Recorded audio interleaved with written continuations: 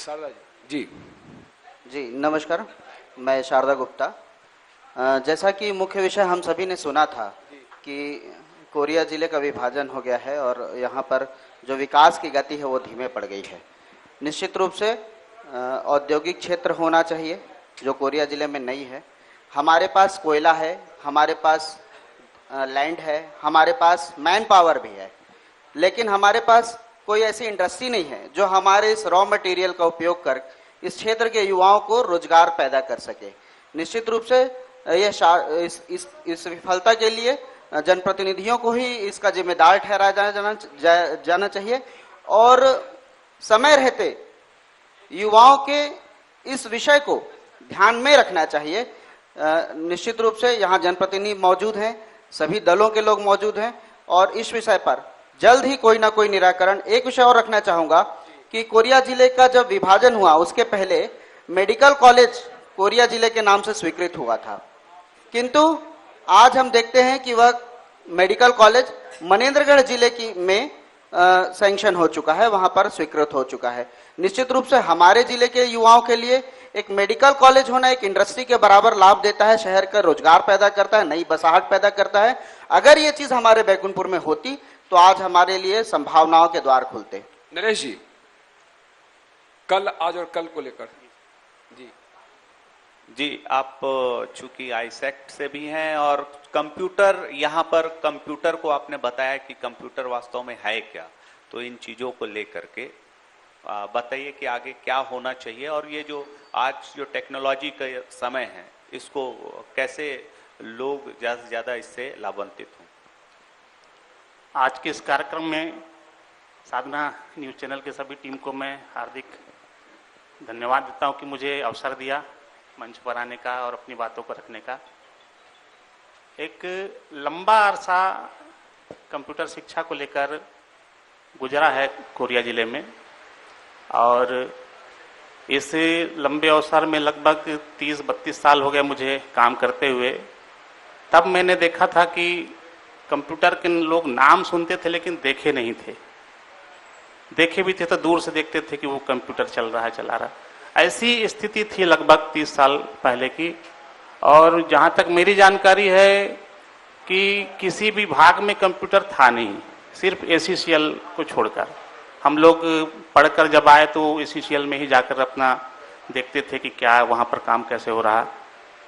लेकिन आईसेक्ट संस्था जो भोपाल से संचालित है और मुझे उनसे जुड़ने का जो अवसर मिला और जो हमारा शीर्ष नेतृत्व है उनका जो मार्गदर्शन था बहुत ही तारीफी काबिल की है। और आज हम देखते हैं कि जीरो से लेकर भोपाल से चालू हुआ कार्य, छत्तीसगढ़ से चालू हुआ कंप्यूटर शिक्षा का, लेकिन आज पूरे देश में लगभग 35,000 केंद्रों के माध्यम से हम लोग कंप्यूटर शिक्षा और अन्य तकनीकी शिक्षा के क्षेत्र में काम कर रहे हैं।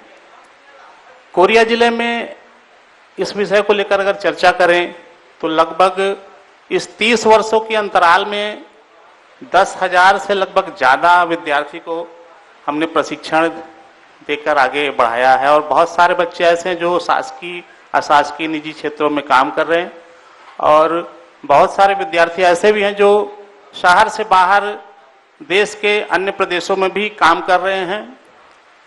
और जैसे जैसे इन शिक्षा का विस्तार आगे बढ़ा तो अलग अलग कंप्यूटर शिक्षा के क्षेत्र में अलग अलग जो क्षेत्र होते हैं उन क्षेत्रों को भी हमने प्रशिक्षण में शामिल किया और वहाँ पर भी रोजगार की संभावनाएं जहाँ पर थी उनका लाभ विद्यार्थियों को मिला है। लेकिन आज का जो परिवेश है और भी टेक्नोलॉजी के दृष्टिकोण से बहुत बढ़ रहा है, जिसमें देखने में आ रहा है कि उसकी व्यवस्था भी हम कैसे अपने क्षेत्र में करें और उसका भी लाभ कैसे बच्चों को मिले, ये विषय है जिसमें हम लोग काम कर रहे हैं। संजय जी, चूंकि आप व्यापारिक संगठन से भी हैं और चूंकि व्यापार की धुरी काफी महत्वपूर्ण होती है किसी भी विकास कार्य के लिए, तो मनेंद्रगढ़ में ऐसा लोग कहते हैं कि वहां व्यापारिक गतिविधियां पहले से मजबूत रही। कोरिया को और बैकुंठपुर को लेकर क्या आप समझ पाते हैं? जिला बंटवारे के बाद में कुछ कमी सी नजर आती है क्या? नहीं, देखिए, जो सवाल आपने, सबसे पहले तो मैं साधना न्यूज़ को, अपने व्यापारी भाइयों के साथ खुद आपको धन्यवाद दूंगा कि आपने हमको व्यापार जगत से रिलेटेड बात करने का मौका दिया इस स्टेज पे। और ऐसे प्रोग्राम मैं आशा रखूंगा कि आगे भी आप लोगों की तरफ से होते रहें। देखिए, जहां तक बैकुंठपुर और मनेंद्रगढ़ के व्यापार की बात है, तो मैं एक बात आपको बताऊं कि बैकुंठपुर का व्यापार शुरू से रिटेल का व्यापार रहा है और मनेंद्रगढ़ का व्यापार होलसेल बाजार के रूप में शुरू से जाना जाता रहा है। हमारी कुछ सीमाएं हैं व्यापार की, जैसे बैकुंठपुर सिर्फ बैकुंठपुर तक ही सीमित है। पहले बैकुंठपुर के साथ पटना जुड़ा हुआ था, कटकोना जुड़ा हुआ था, पंडोपारा जुड़ा हुआ था। इधर आप आए तो चर्चा के एरिया, सोनहत का एरिया, सब व्यापार बैकुंठपुर से होता था। आज उनका व्यक्तिगत अपना व्यापार हो गया है। जैसे पटना अपने आप में एक बाजार हो गया है, छोटी पटना के साथ लगा हुआ कटकोना पंडोपारा पटना में ही रुक जाता है। सोनहत वाले अपना सोनहत का बाजार बड़ा हो गया है, वो अपना व्यापार कर लेते हैं, चर्चा वाले अपना व्यापार कर लेते हैं। तो उस दृष्टि से बैकुंठपुर का बाजार थोड़ा सा कम हो गया है। होता ही है कि एक बड़ा मार्केट होता है जहां से सारी चीजें फ्लो होती जी जी जी। देखिए क्या है, कुछ स्पेशलिस्ट जो चीजें हैं, जो डीलरशिप की चीजें हैं, बड़ी चीजें हैं, उसके लिए तो कस्टमर आते ही हैं बैकुंठपुर। लेकिन मैं एक मनेंद्रगढ़ और बैकुंठपुर के लिहाज में जो आपने बात की, उस हिसाब से मैंने कहा कि हमारा एरिया थोड़ा सा छोटा होता है। मनेंद्रगढ़ से बिजरी, कोतमा, अनूपपुर तक का बाजार जो है वो मनेंद्रगढ़ कवर करता है। इस वजह से वहां होलसेल बाजार और रिटेल बाजार दोनों में बैकुंठपुर से ज्यादा प्रतिशत है और उनका व्यापार हमसे ज्यादा बड़ा है। अरुण जी। जी, जैसे अभी सड़क चौड़ीकरण की बात हो रही थी और रिंग रोड की बात हो रही थी, शहर में चर्चाएं भी हैं, क्या कहना चाहेंगे? देखिए, ये मुद्दा तो सड़क चौड़ीकरण का मुद्दा तो बहुत लंबे समय से चले आ रहा है। हमारे जो व्यापारी भाई हैं कभी इस चीज के लिए विरोध भी नहीं किए, लेकिन मैं पहले भी इस बात को कई बार रख चुका हूं। चूंकि सड़क चौड़ीकरण के मुद्दे पे ही व्यापारियों ने मेरे को नेतृत्व दिया था कि आपको इसको देखना है, समझना है, व्यापारियों का हित ना हो। मैं एक बात बहुत स्पष्ट करना चाहूंगा इस सिलसिले पे कि डायवर्सन का रोड जो चर्चा होके बन गया, अगर वो रोड नहीं बना होता तो शहर में चौड़ीकरण किया जाना उचित रहता। अभी की जो वर्तमान स्थिति है, अगर शासन प्रशासन ये चाहता है कि सड़क का चौड़ीकरण किया जाए, तो जो सबसे प्रमुख बिंदु है कि जो व्यापारी यहाँ व्यापार कर रहे हैं, जिनकी दुकानें टूटेंगी, उसके लिए शासन प्रशासन क्या कर रहा है। शासन प्रशासन डिसाइड कर ले कि भाई कितना चौड़ीकरण करना है, उसमें कौन कौन सी दुकानें आ रही हैं, जो दुकानें टूट रही हैं, जिनके जीवन यापन के लिए तकलीफ आएगी, उनके लिए वो क्या मुहैया करा रही है, क्या सुविधा वो दे रही है। उसके बाद व्यापारियों के साथ बैठ के वो निर्णय लेके चौड़ीकरण करना है और कैसे करना है। जी, हमारे साथ कोरिया से बहुत अच्छे जानकार और बहुत समय इन्होंने कोरिया में गुजारा भी है और यहाँ से जाने माने व्यक्ति भी हैं, कृष्णा राजवाड़े जी। क्या लगता है कल कैसा था गांव का परिवेश या शहर का परिवेश, आज कैसा है और आने वाले समय में कैसा होना चाहिए, क्या सुविधाएं बढ़नी चाहिए? सर्वप्रथम साधना चैनल को मैं धन्यवाद ज्ञापित करता हूं। निश्चित तौर पर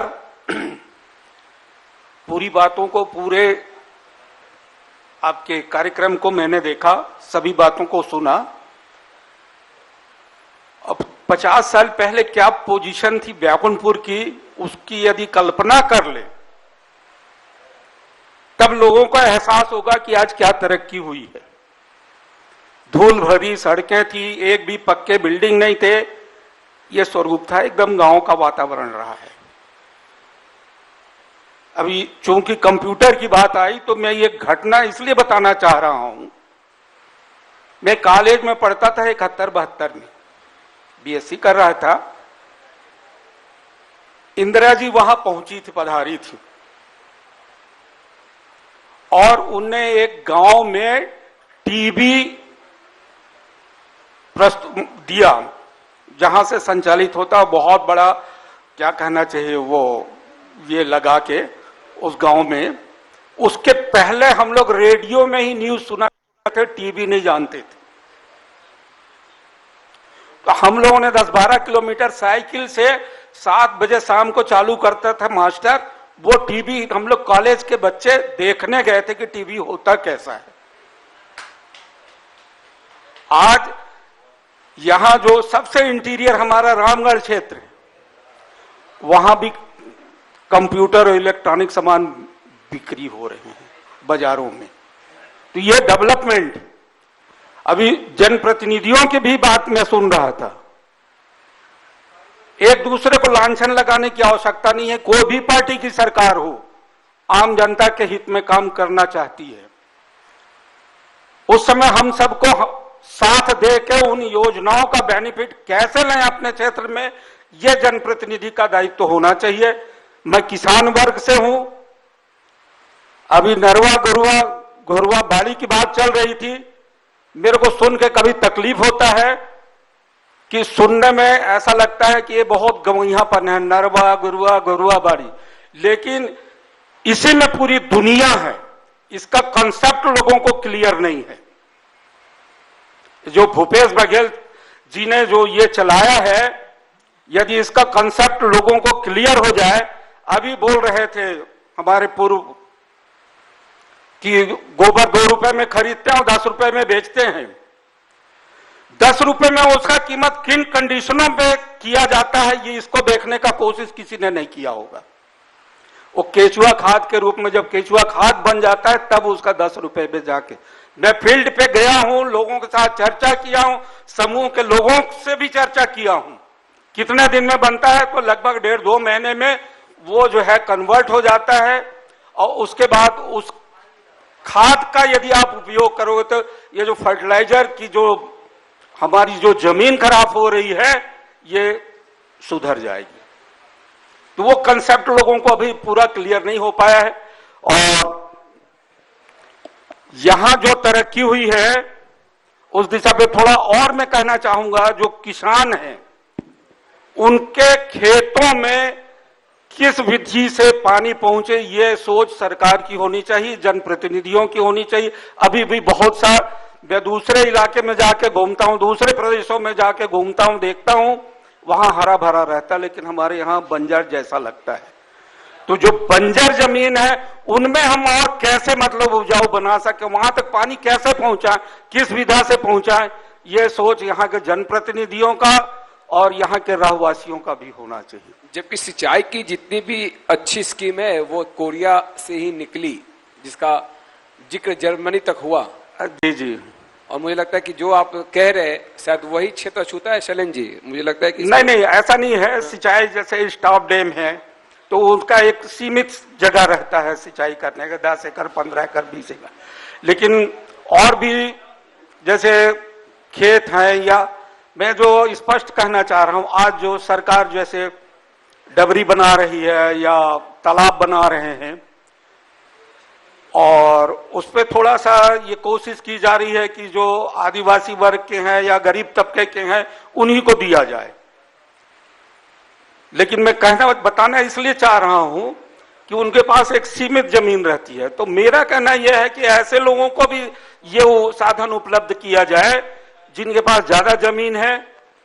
यदि तालाब बनेगा तो वो धरती को रिचार्ज करेगा और निश्चित तौर पर वो जी, मुझे लगता है शैलेंद्र जी स्कीमें बहुत अच्छी हैं, इम्प्लीमेंटेशन जो होता है वो काफी मायने रखता है कि तंत्र शासन जो है उसको किस तरह से जमीन पर उतारती है। जी, सर्वप्रथम तो साधना न्यूज की पूरी टीम और स्पेशल रूप से आप आदरणीय गांधी जी और मैडम गांधी और हमारे सरगुजा संभाग के ब्यूरो चीफ भाई अरुण जैन जी, सराफत अली जी और सूरजपुर के हमारे और भी जो आपके वो हैं, आप सभी का और जितने भी यहाँ पे आपके साधना न्यूज की टीम है, मैं आप सभी को बहुत बहुत साधुवाद देता हूँ। जमीन पर किसी भी चीज को धरातल पर उतारना, सरकारें आती हैं जाती हैं और हर सरकार की अपनी अपनी एक योजना होती है। पूर्व में भी यहां सरकार रही है, पूर्व में भाजपा की सरकार रही, 15 साल उन्होंने यहां शासन किया, उन्होंने भी कुछ योजनाएं चलाई। और वर्तमान में आज हमारे भूपेश बघेल जी कांग्रेस की सरकार है और उनके नेतृत्व में इस छत्तीसगढ़ में जिन योजनाओं को उन्होंने लागू किया है, या चुनाव के पहले कहना चाहिए कि जो हमारा चुनावी घोषणा पत्र था, उसको किस तरीके से उन्होंने इस 4.5 साल में धीरे धीरे करके पूरा किया। जो सबसे पहले अगर कहा जाए तो चुनाव के पहले हमारे मुख्यमंत्री जी ने ये वादा किया था कि जैसे ही हमारी सरकार बनेगी सबसे पहले हम किसानों का कर्जा माफ करेंगे। शपथ लेने के बाद 1 घंटे के बाद पूरी कैबिनेट की बैठक बैठती है और सर्वप्रथम पहला वो किसानों का कर्जा माफ करते हैं। उसी प्रकार से किसानों के हम जो धान की कीमत है, अगर आप देखेंगे पूरे देश में, पूरे भारत में, अगर किसानों को अगर सबसे अच्छा उसके उपज का अगर मूल्य मिल रहा है तो वो है छत्तीसगढ़ की सरकार। और उस पे अगर किसी का अगर वो है तो वो है भूपेश बघेल की सोच, उनकी कैबिनेट की सोच। 2500 रुपए उन्होंने धान की कीमत की बात की बोनस के सहित, और उन्होंने 2500 रुपए क्विंटल में धान खरीदा। तमाम अड़ंगाएं आई उसमें। केंद्र में दूसरे दल की सरकार है, भाजपा की सरकार है। पहले तो उन्होंने 2500 रुपए जब छत्तीसगढ़ की सरकार खरीदना शुरू किया और उनको 2500 रुपए देने के चालू किया, तो वहां से अड़ंगा आ गया कि अगर आप 2500 रुपए में धान खरीदेंगे तो हम आपका चावल नहीं लेंगे। लेकिन उसके बाद भी, क्योंकि ये जो सरकार बनी है वो किसानों की है, बेरोजगारों की है, नौजवानों की है, कर्मचारियों की है, उनके हित को लेके।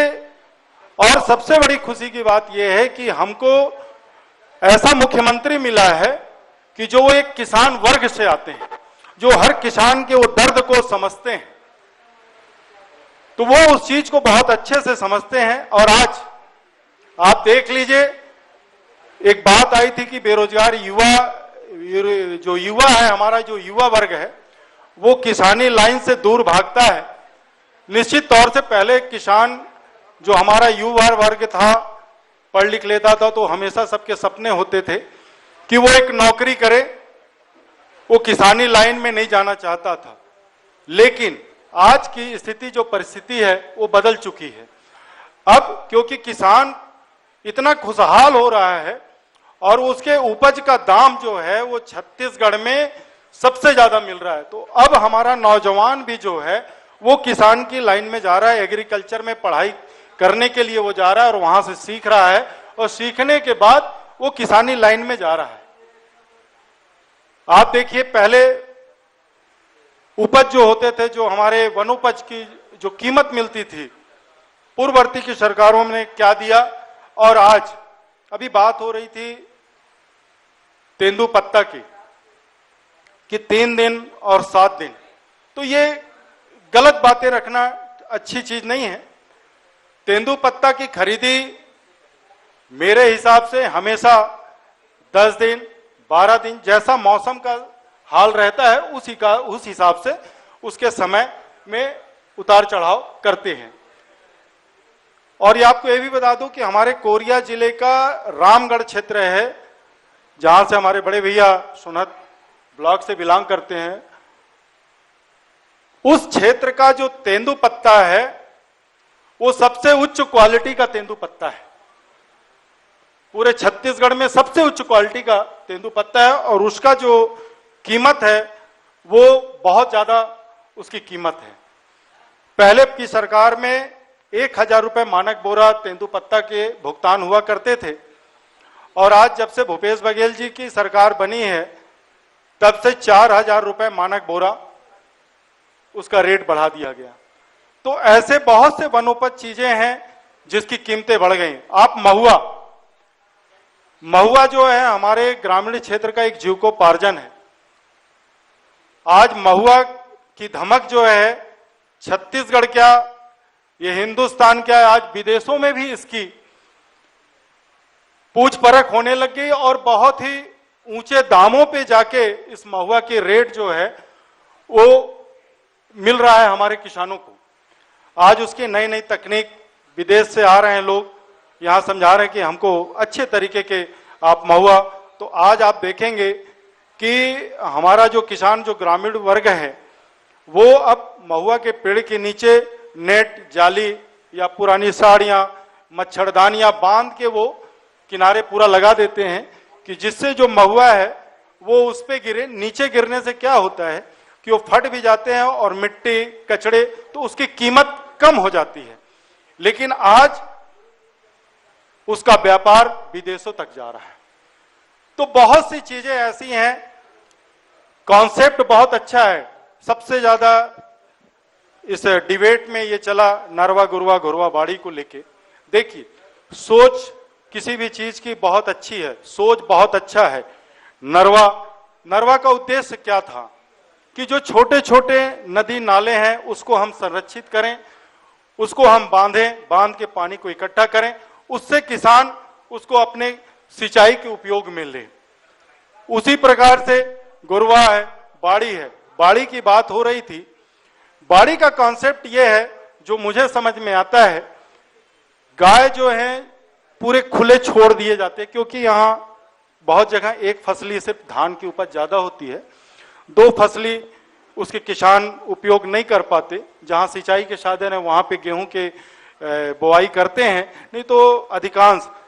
तो सरकार की मंशा ये है कि आप जो गाय हैं उनको ले जाके आप गौठान जो बनाए गए हैं, एक तो जमीनें जो हैं, सारी सरकारी जो जमीनें हैं वो लोग अवैध रूप से सब कब्जा कर दे जाते हैं, तो जमीनों को संरक्षित भी कर लिया जाए और गाय को ले जाके वहां पे जो किसान हैं, जो खुला छोड़ देते हैं, उड़ेला छोड़ देते हैं, जिससे किसानों के ही फसलों को चर जाते हैं, किसानों का नुकसान होता है, उसको देख के कि किसान अपने गायों को ले जाके एक जगह रखें और वहां पे उनके सारी सुविधाएं हो, उपलब्ध हो। चारा का वहां पे व्यवस्था किया गया, पैरा दान करें, सभी को प्रोत्साहित किया जाता है किसानों को कि आप पैरा दान कीजिए, हरे घास लगाए जाएं, तो जिससे वहां पे संरक्षित करके और उसका उपयोग ले। मानते हैं कि किसी भी योजना को लागू करने में, उसको धरातल पे लाने पे कुछ न कुछ कठिनाइयां होती हैं, कहीं ना कहीं कुछ कमी और बेसी होती है। खाद के बारे में बड़े भैया ने बता ही दिया। अभी आप देखिए, जो महिलाएं हमारी उसी गौठान में पेंट बनाया जा रहे हैं, गोबर के पेंट बन रहे हैं, हर जगह इसका प्रयोग किया जा रहा है। और माननीय मुख्यमंत्री जी ने जो इसका ऐलान भी किया कि सारे शासकीय जो हैं भवन जो हैं, वो सारे जो हमारे गौठानों से जो महिलाओं के जो समूह हैं उनके द्वारा जो निर्मित पेंट है उसको खरीद के और पूरे शासकीय भवनों का उससे पोताई करें। चलिए, तो इसका कोरिया में फर्क दिख रहा है क्या? कोरिया में भी इन योजनाओं से फर्क? जी, हर जगह है, पूरे छत्तीसगढ़ में। कोरिया जिला भी उससे अछूता नहीं है। कोरिया जिले में भी थीम हम लोगों ने जो रखा है कोरिया कल, आज और कल, जी, तो उन स्कीमों का देखिए, कल भी अच्छा था, आज भी अच्छा है, और हम तो ये सोचते हैं कि आने वाला कल भी बहुत अच्छा होगा। और इसी तरह के नवाचार होते रहने चाहिए। जी, इस तरीके से हमेशा होना चाहिए, लेकिन लोगों को हमेशा अपनी सोच को पॉजिटिव रखनी चाहिए। जी, नरेश सोनी जी, क्या मानते हैं कि आने वाला कल और आज के जो युवा वर्ग हैं उन्हें किस तरह की शिक्षाएं अब मिलनी चाहिए यहाँ पर, और क्या उनसे जो बाहर जा रहे हैं उनको रोकने का कैसे प्रयास होगा? शिक्षा का क्षेत्र में अगर बात करें कोरिया जिले में, तो high school, higher secondary school तो बहुत सारे हैं। कुछ शिक्षा के दृष्टिकोण से अगर बात करें तो 2 शासकीय महाविद्यालय हैं, निजी महाविद्यालय भी एक है, और जिस तरह से उच्च शिक्षा के लिए आज भी युवा वर्ग बाहर की ओर जाता है, तो वो उन्हें यहाँ रोकने के लिए क्या चीजें होनी चाहिए? नई तकनीकी के साथ साथ में जो कम्पिटिटिव एग्जाम की जो कोचिंग सेंटर हैं वो तो खुले, बहुत ही आवश्यक है। उसके लिए हम सभी को प्रयास भी करना चाहिए। कंप्यूटर शिक्षा की बात करें तो हमने ऐसे कोर्स को अपने सेंटर के माध्यम से प्रशिक्षित कर रहे हैं बच्चे को, कि अगर वो उसका अध्ययन सही तरीके से कर रहा है रेगुलर आकर, तो वो निश्चित ही या तो अपने क्षेत्र में ही या फिर बाहर जाके अपना परचम फहरा सकता है। इतना प्रयास हम पूरी तरह से कर रहे हैं। और नई शिक्षा को भी इसमें शामिल कर रहे हैं। जो नई तकनीकी की शिक्षाएं आ रही हैं, नई शिक्षा नीति के अंतर्गत जो कुछ कोर्सेस आ रहे हैं, उसको भी हमारी संस्था उसको अडॉप्ट करके उसमें प्रशिक्षण देने के लिए काम कर रही है। जी संजय जी, क्या कहना चाहेंगे कि कैसे यहाँ का विकास हो और क्या आवश्यकताएं हैं जो होनी चाहिए? देखिए, इसमें मैं नकारात्मक बात बिल्कुल भी नहीं कहूँगा। मेरा सिर्फ ये कहना है कि जो होना था हो गया। जिले का विभाजन है या ऐसी कोई भी चीज है जिसमें हम लोग अभी तक पीछे रहे हैं, अब सभी दल को, सभी व्यापारियों को, सामाजिक संस्थाओं को मिलके शहर के विकास के लिए एकजुट होकर सोचना चाहिए। जो होना था वो हो गया। हम लोग क्या अच्छा अपने शहर के लिए कर सकते हैं। कुछ प्रमुख चीजें हैं जो आप नरेश भैया से भी चर्चा कर रहे थे कि शैक्षणिक में क्या होना चाहिए। देखिए, आज की जो स्थिति है, मेरे को ऐसा लगता है कि हमारे शहर के प्रोग्रेस के लिए अगर एक इंजीनियरिंग कॉलेज जैसी चीज यहाँ आ जाती है तो मेरे को लगता है युवा वर्ग के लिए आने वाले समय के व्यापार की दृष्टि से उसका बहुत फायदा हमारे जिले को मिलेगा। और मैं आज आपके इस कार्यक्रम के माध्यम से अपने यहाँ के जितने भी प्रतिनिधि हैं उनके सामने ये बात रखना चाहूंगा कि सारी चीजों को भूल के नगर के विकास के लिए क्या बेहतर हो सकता है वो ये सोचें कि ये शहर और कैसे उज्ज्वलता की ओर आगे बढ़ सकता है। उसके लिए पार्टीवाद छोड़ के, मेरा तेरा गिले शिकवे छोड़ के एक मंच पे बैठ के ये सोचें, इसके लिए विचार करें कि हम अपने शहर के लिए क्या बेहतर कर सकते हैं। जी शारदा जी, आप युवा वर्ग से आते हैं, क्या चीजें होनी चाहिए जिससे यहाँ का युवा यहीं रुके और यहाँ उसे अच्छी शिक्षा मिले? निश्चित रूप से मैं आदरणीय शैलेंद्र भैया की बात सुन रहा था। उनकी माने तो शहर का किसान खुश है, युवा खुश है, यहाँ कोई तकलीफ नहीं है, सारी समृद्धि है। वो अभी सारे लोगों ने ये कहा कि हमारे यहाँ तेंदुपत्ता एक क्वालिटी का है, हरा सोना है। हमारे यहाँ महुआ बहुत अच्छा है जिसकी धमक जर्मनी तक है। जब हमारे पास रॉ मटेरियल है तो हमारे पास इंडस्ट्री क्यों नहीं है?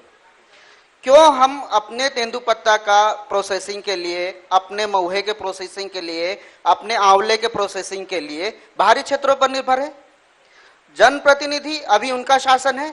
मैं राजनीतिक दल से भी आया हूं, किंतु मैं ब्लेम गेम नहीं खेलना चाहता।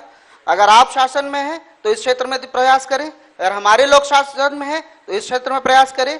एक महत्वपूर्ण विषय, मैं चूंकि साधना न्यूज ने इस विषय को पहले उठाया था, मेरे को बहुत अच्छे से याद है, आदरणीय अरुण भैया इस विषय में काम कर रहे थे। हमारे एक बांध है झुमका बांध, वहां पर इतनी ज्यादा गंदगी हो चुकी है, कोल का इतना ज्यादा गंदगी का प्रभाव है कि हमारे यहाँ पर खेती योग्य जल नहीं रह गया है। वो हमारे पास सिर्फ एक गेज नदी है जिसमें शहर का पूरा कचरा आकर के मिलता है। क्यों हम प्रोसेसिंग प्लांट लगा करके और पानी की समस्या को नहीं सुलझाना चाहते? हम किसानों के लिए बड़ी बड़ी बातें करते हैं। तो भारी भरकम रकम भी आई थी। नहीं, शासन की इच्छा हो, इच्छा शक्ति हो तो काम अच्छे से होता है। जैसा आपने भी पहले कहा कि शासन योजनाएं बनाता है, किंतु अमल करने का काम भी शासन का। अगर हम सिर्फ योजनाएं बना करके अपनी पीठ थपथपा लेंगे कि हमने जनमूलक योजनाएं लागू की हैं और हम इंप्लीमेंटेशन में फेल हो जाएंगे तो निश्चित रूप से बेरोजगार खड़ा है, युवा खड़ा अपने भत्ते की मांग कर रहा है, किसान खड़ा है अपने भत्ते की मांग कर रहा है और जनता खड़ी है। आगे आने वाले समय में पानी की समस्या सबसे ज्यादा विकराल होने वाली है। निश्चित रूप से सभी दल के लोग मौजूद हैं। ACCL के चीफ साहब भी हम मौजूद थे। CSR के फंड से, किसी भी फंड से निश्चित रूप से बैकुंठपुर को इस दिशा में काम करना चाहिए, भविष्य के लिए बहुत। राजवाड़े जी, मुझे लगता है चलते चलते आखिरी सवाल जो कुछ, क्योंकि आप बहुत कुछ आए हुए हैं, मुझे लगता है कि आपको कुछ कहना, सोनस से जी कुछ आपके जहन में कुछ बात हो इस पूरी परिचर्चा को लेकर। परिचर्चा में तो जो है आपने जैसा बताया कि कुछ इंडस्ट्री जो हमारे यहाँ रॉ मटेरियल है इसके लिए होना चाहिए और एग्रीकल्चर को हम लोग और ज्यादा अच्छे से बढ़ावा दे सकेंगे तो जो युवा है उनको उसमें जो है तो रॉ मटेरियल है, बस उसको प्रोसेसिंग यूनिट लाने की आवश्यकता है। तो तमाम पहलू आपने चर्चा की। स्मृति चिन्ह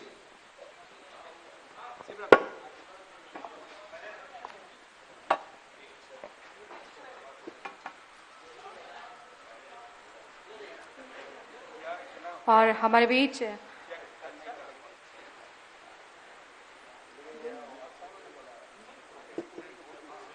संजय गुप्ता जी, नरेश सोनी जी, शैलेंद्र सिंह जी, कृष्णा राजवाड़े जी, शारदा गुप्ता जी जिनसे परिचर्चा चल रही थी,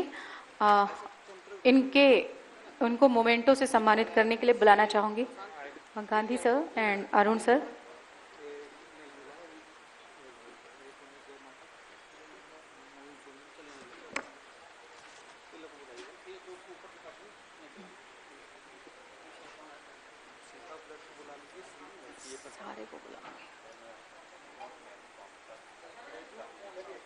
और इसके जस्ट बाद मैं हमारे स्पॉन्सर जो हैं जिन्होंने आज के कार्यक्रम के लिए स्पॉन्सर्ड किया है कार्यक्रम को, तो इन्हें मैं मंच पे आमंत्रित करती हूँ। शिखा ब्लड बैंक से शशांक जी को, शिखा ब्लड बैंक से शशांक जी। सीए प्रशांत गुप्ता जी को आमंत्रित करती हूँ मंच पे। Bridge Mohan transport Sanjay Nagar. जय माता दी ट्रेडर्स से नवीन सोनी जी को आमंत्रित करती हूँ मंच पे। जैन कम्युनिकेशन से रमेश जैन जी को आमंत्रित करती हूँ। शर्मा हॉस्पिटल। जनता साउंड सर्विस सूरजपुर से रज्जाक खान जी को आमंत्रित करती हूँ। जनता साउंड सर्विस सूरजपुर से रज्जाक खान जी।